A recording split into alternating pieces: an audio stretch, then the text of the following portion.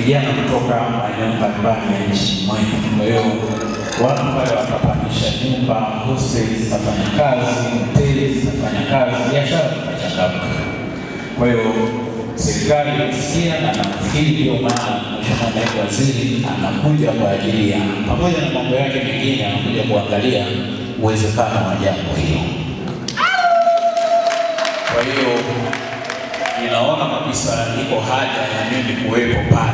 Haitafaa mgeni anakuja alafu mwenyeji haupo, hata namna ya kuifanya ile hoja iwe kubwa inakuwa hamna.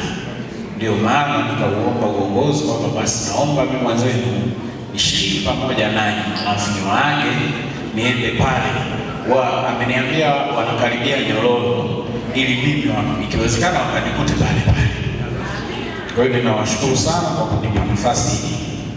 Lakini kabla sijasema jambo lolote, nilikuwa naomba tutafakari kwa wale watakaoandika, kila mmoja akatafakari neno hili maalum kwa siku ya leo. Neno hili linatoka Mathayo 5 mstari wa 46 mpaka 47.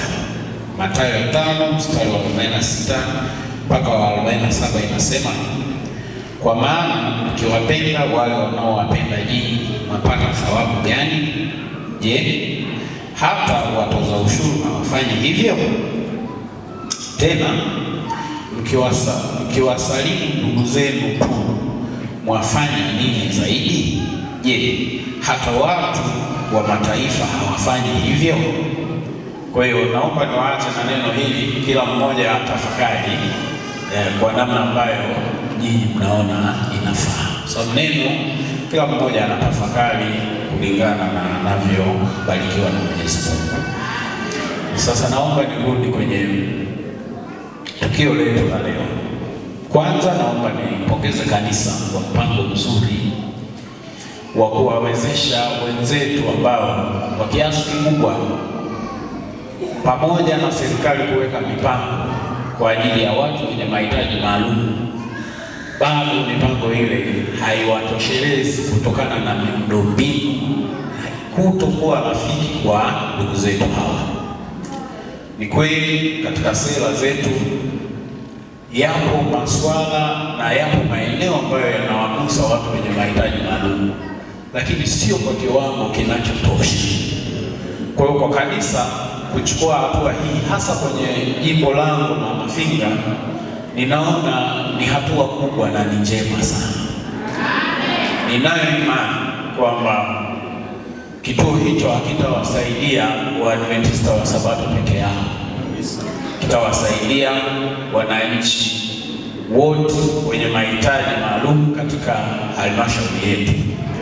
Kwa mimi kama mbunge naungana na nia njema ya kanisa, naungana kabisa na nia njema ya viongozi wa kanisa katika kukijenga kituo hicho, na ninaomba niahidi kwamba haitakuwa mwisho leo. Elimradi tu kituo hicho kinajengwa hapa kwetu, basi mimi nitataka nipaone hapo maana baada tukiwa tumepapata, lakini nitashiriki mara kwa mara.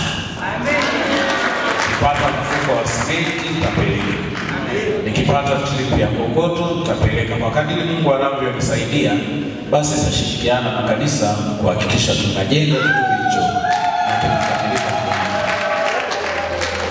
Lakini naomba niwahusie sana ndugu zangu, waumini wenzangu ambao hasa ndio wenye maono haya.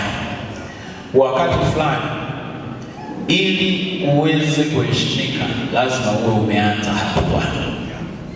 Nampongeza sana askofu kwa kutenga kiasi cha shilingi milioni 20 kwa ajili ya kutusapoti. Sasa natoa wito kwa makanisa ya Kiadventista ya Kisabato yaliyoko kwenye wilaya yetu kuona kwamba tumeshikwa mkono na sisi tuchangamkie jambo hili. Ninafurahi kuona kwamba tumepokea jambo hilo, lakini tumepewa fedha, kianzio kizuri sana kutoka kwa kiongozi wetu kwa ajili ya kuongeza kwa ajili ya manunuzi ya eneo hilo. lakini ningependa sana kuona jitihada za eneo husika zimefikia wapi. Sababu pia kiongozi wetu anaweza akafa moyo akiona kwamba sisi kama jambo hili hatulitaki hivi, wakati tayari tunao watu wako tayari. Hiyo ni karakana ambayo itafanya vitu vingi, watu watajifunza ushonaji, watu watajifunza mambo mbalimbali, ufugaji, watu watajifunza kutotolesha mayai, kuku, incubator na vitu vya namna hii. Kwa sisi wenyewe tuione hii fursa kwamba ingeweza isijengwe Mafinga, ikajengwa kwenye wilaya. Tumeandaa zawadi kama mratibu, nimeandaa zawadi ya Kitimwendo.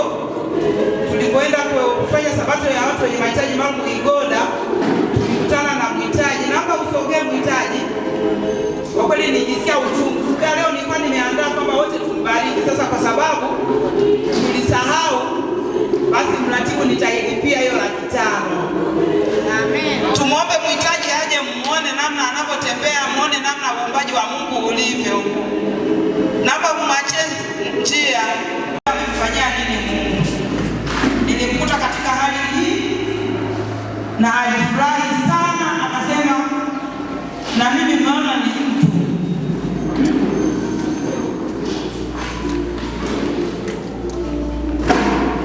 Kwa hiyo kama mnavyomuona, tulimkuta katika hali hii.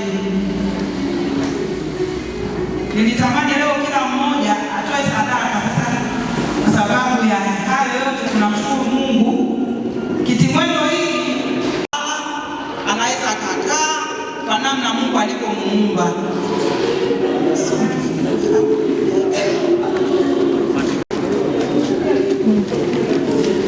Jamani wachungaji, risiti yake ni hii, 470 pamoja na nauli 500 ilifika. Kwa hiyo namna hivyo tuzidi kuwabariki wahitaji na Mungu atatubariki na sisi. Ndio. Nadhani karibu wachungaji tumkabidhi hapo, tutakitengeneza. Wale wazazi wa hichi kitu ni kizuri, atalala atakaa hivyo.